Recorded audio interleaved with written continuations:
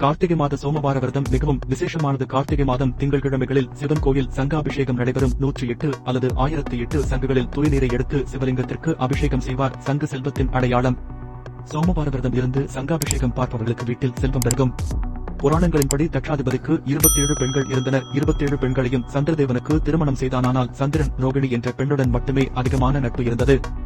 சங்க காலத்தில் கார்த்திகை மாதம் ரோகிணியும் சந்திரனும் கூடியிருக்கும் நன்னாளில் திருமணம் நடந்ததாக ஐதீகம். மனமுடைந்த மற்ற 26 பெண்களும் தன் தந்தையிடம் போய் இருவரையும் பற்றி முறையிட்டன. உடனே சந்திரனை அழைத்து 27 பேரும் உன்னுடைய மனைவி தானே, அனைவரிடம் முன்பாக இரு என்று கூறினார். ஆனால் சந்திரனும் ரோகிணியும் அதை ஏற்கவில்லை. இதை கண்டு கோபமுற்ற தட்சாதிபதி சந்திரனை தேய்ந்து போகும்படி சபித்தான். சந்திரனும் ரோகிணியும் சிவபெருமானை நோக்கி தவம் செய்தனர். சோமவார விரதம் இருந்து அவரை வணங்கி வந்தனர். இவர்களின் சோமவார விரதத்தை கண்டு வியந்த சிவபெருமான் சந்திரனை தன் தலைமுடியில் சூடிக்கொண்டார்.